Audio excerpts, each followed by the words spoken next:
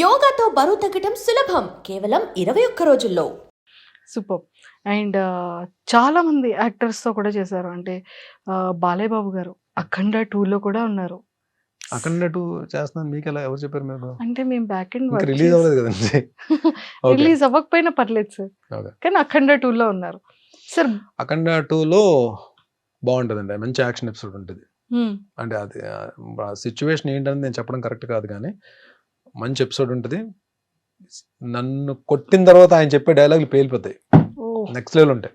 అంటే ఆ మూమెంట్ ఉంటుంది. ఆయన ఆయన బాలయ్య గారు అంటే బాలయ్య గారు బోయపాటి గారు అంటే మీకు డైలాగ్స్ ఎలా ఉంటాయో తెలుసు కదా, మామూలుగా ఉండదు అది. అలాంటిది ఆ ఎపిసోడ్లో చెప్పే స్ట్రాంగ్ డైలాగ్స్, అంటే మంచి జనాల్లోకి వెళ్ళే డైలాగ్స్ నన్ను కొడుతూ చెప్తారు, అది బాగుంటుంది dialogues. Super. But that's sir Balayya Babu గారికి మీకు ఏమైనా మెమరబుల్ మూమెంట్స్ ఏమైనా? బాలయ్య బాబు గారికి అరే నాకు- మామ కాదు కాదు. బాలయ్య బాబు గారు యాక్చువల్లీ నేను ఆయనతో డిక్టేటర్ అనే మూవీ వచ్చింది శ్రీవాస్ గారి డైరెక్షన్లో. నేను ఆయనతో క్యారెక్టర్ చేశాను, కానీ అది నా అదృష్టం వల్ల ఏంటో అది ఎడిటింగ్లో క్యారెక్టర్ లేచిపోయింది. ఒక రెండు మూడు షార్ట్స్లోనో ఒక మ్యాక్సిమం ఒక 5 షార్ట్స్లోనో ఉంటాను నేను. అప్పుడే బాలయ్య బాబు కొంచెం పరిచయం. బాలయ్య ఆయన ఎనర్జీ లెవెల్స్ అంటే ఆన్ స్క్రీన్ మీకు చూసింది చాలా తక్కువ అండి, ఆఫ్ స్క్రీన్ కూడా చాలా ఎనర్జెటిక్గా ఉంటారు ఆయన. సో లొకేషన్లో మార్నింగ్ 6:30 6:45 ఫస్ట్ షాట్ వీళ్ళు ఏంటంటే ప్లాన్ చేసుకుంటారు కదా యాక్షన్ సీక్వెన్స్లు అన్నప్పుడు. ఆర్టిస్టులు అందరూ ఉన్నప్పుడు, అంతమంది ఆర్టిస్టులు ఉన్నప్పుడు కొంచెం టైం టేకింగ్ ఎక్కువ ఉంటుంది కదా. బట్ ఈవెన్ దో వాళ్ళు 7:30 ఫస్ట్ షాట్ పడితే ఏమవుతుందంటే వాళ్ళకి వర్క్ ఫాస్ట్ అవుతుంది. సో 7:30 అనేటప్పటికి మనం ఏమనుకుంటాం, మామూలుగా ముందు వేరే షార్ట్స్ తీసి తర్వాత హీరో గారు వచ్చిన తర్వాత ఫస్ట్ షార్ట్ 7:30కి ఆయన షార్ట్ పడుతుంది బాలయ్య గారు. అంటే ఆయన ఏంటి 6కి ఎంతకు వచ్చేయాలి కదా, ఈయన 6కి వచ్చేస్తారని చెప్పి మనం కాంబినేషన్లో ఉంటాం. ఏ షార్ట్ పడతారో తెలియదు కదా, మనకు ఒక టైం చెప్పేస్తారు 6:45 విత్ మేకప్ అని చెప్తే మనం ఫిలిం సిటీలో షూటింగ్ అంటే ఇక్కడ 5కి బయలుదేరాలి. ఈ రోజులు నేను ఒక్క 2 minutes అయినా ఆయనకన్నా ముందుందని ట్రై చేసిన. లాస్ట్ వర్కింగ్ డే ముందు రోజు ఏంటో ఆయన కారు కరెక్ట్గా ఎంటర్ అవుతుంది ఫిలిం సిటీలోకి, ఆయన వెనక నేను ఎంటర్ అయ్యాను. అదొక రోజు అంటే అచీవ్ చేయగలిగాను అనమాట. అంటే అట్లీస్ట్ ఆ కార్ని దగ్గరికి కొంచెం వెళ్ళగలిగాను. ఆయన బాబోయ్ నెక్స్ట్ లెవెల్ అండి బాబు, పంక్చువాలిటీ కానీ ప్లస్ ఇంకోటి మనం యాక్షన్ సీక్వెన్స్లు కానీ బాగా చేసి టైమింగ్లో చేస్తే ఆయన చాలా బాగా మెచ్చుకుంటారు. హ్మ్. నాకు దీంట్లో కొన్ని రిస్కీ షాట్స్ ఉంటాయి, అంటే రోప్ షాట్స్ అవి ఉంటాయి. అది లక్కీగా ఏంటంటే అంతమంది మనకి ఎలా ఉంటుంది మన మైండ్ సెట్, అంతమంది ఆర్టిస్టులు వెయిట్ చేస్తున్నప్పుడు, ఇంత ప్రొడక్షన్ హౌస్, ఒక పక్క ఫైట్ మాస్టర్స్, ఒక 2 కెమెరాస్, వీళ్ళందరూ ఉన్నప్పుడు మనం ఒక సింగిల్ టేక్ చేయకపోతే మన గురించి అందరూ మళ్ళీ వెయిట్ చేయాలి. మనకు అది ఒకటి ఉంటుంది కదా మైండ్లో. లక్కీగా ఒక రిస్కీ షాట్ సింగిల్ టేక్లో అయిపోయింది, ఇమీడియట్గా బాగా అన్నారా? సూపర్. సార్ అంటే ఒక యాక్టర్‌కి ఇలాంటి నెగెటివ్ క్యారెక్టర్స్ వచ్చేటప్పుడు ఇది చెప్పడం మర్చిపోయాను. మనం యాక్షన్ సీక్వెన్సెస్లో అలాంటి రిస్కీ షాట్స్ మనం చెయ్యాలి. మనం కెమెరా ముందు నిలబడి డైలాగ్స్ చెప్పడమే కూడా కాదండి.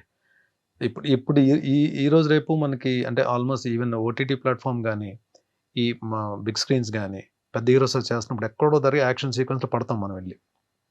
సో అవును.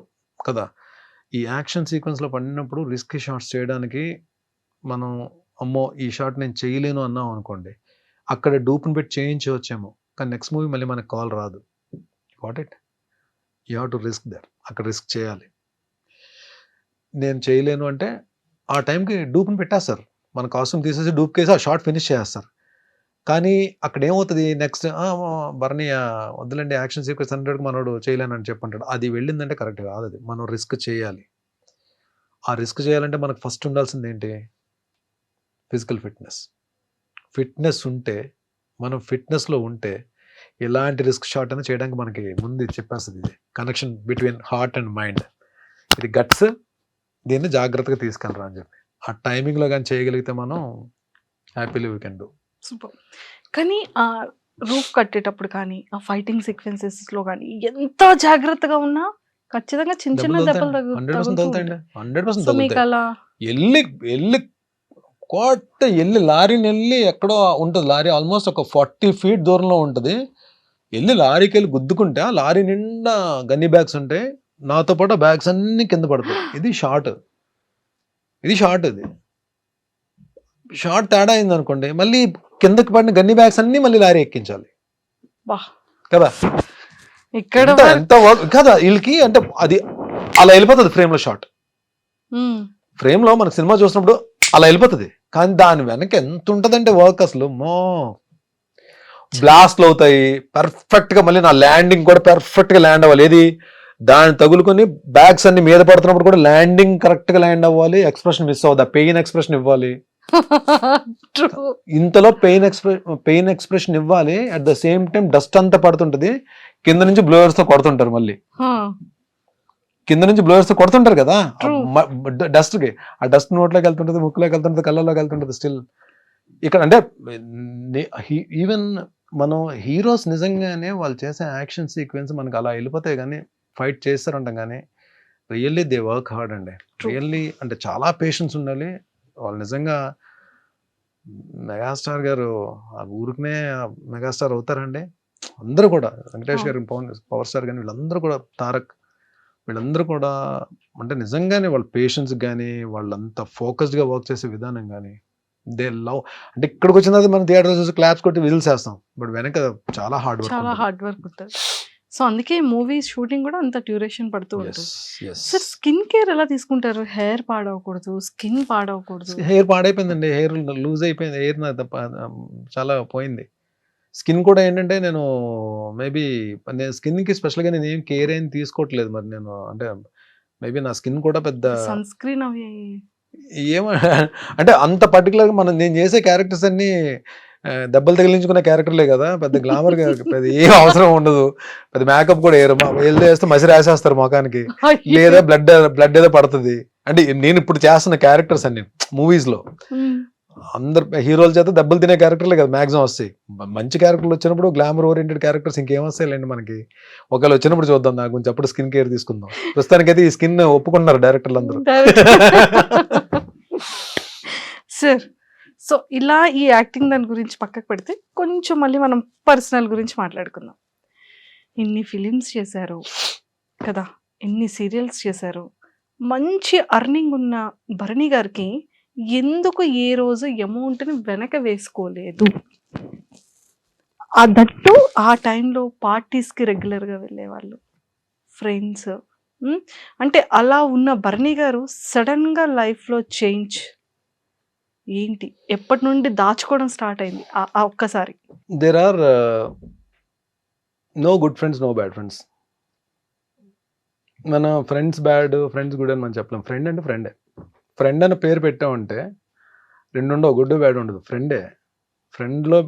ఫ్రెండ్షిప్లో బ్యాడ్ ఉండదు, గుడ్డే ఉంటుంది. మన ఎదుగుదలకు కానీ, మన సక్సెస్కి కానీ, మన డౌన్ఫాల్కి కానీ, మన హ్యాపీనెస్కి కానీ, మన పీస్ ఆఫ్ మైండ్కి కానీ, మన ఫైనాన్షియల్ ఫ్రీడమ్ కానీ మనమే కారణం అండి. ఎవ్వరు కారణం కాదు దానికి. మనం చేసుకున్న స్వయంకృత అపరాధం, మనం చేసుకున్న పొరపాట్లు, తప్పు అని తెలుసు కూడా చేసిన తప్పులు, ఇవన్నీ యాడ్ ఆన్ అవుతాయి. అంటే నిజంగానే చాలా మందికి ఆలోచన వస్తుంది, భరణి అంటే నేను ఇన్ని ప్రాజెక్ట్స్ చేసిన తర్వాత డబ్బులు అంటే ఒక బ్యాకప్ ఉండాలంటే మంచిగా సెటిల్ అవ్వాలని చెప్పి, సెటిల్ అయ్యి ఉంటాడని చెప్పి అనుకుని ఉంటారు. కానీ నేను అది వచ్చిన డబ్బు వచ్చినట్టే ఖర్చు అయిపోయింది. అది ఎలా ఖర్చు అయింది ఇంక అడగండి. అది మేబీ మీరే అన్నారు కదా పార్టీస్ అని, అలా అని అది ఇంకంతే. దానికి ఒక లెక్క అది ఉండేది కాదు. అంటే ఇంత వచ్చింది, ఇంత సేవ్ చేసుకోవాలని చెప్పి ఆలోచన ఉండేది కాదు. నాట్ ఓన్లీ పార్టీస్ ఒక్క దగ్గరే కాదు, అది ఫ్రెండ్స్ అడిగారని, వాళ్ళు అడిగారని, వాట్ ఎవర్ మేబీ అది అలా వెళ్ళిపోయింది.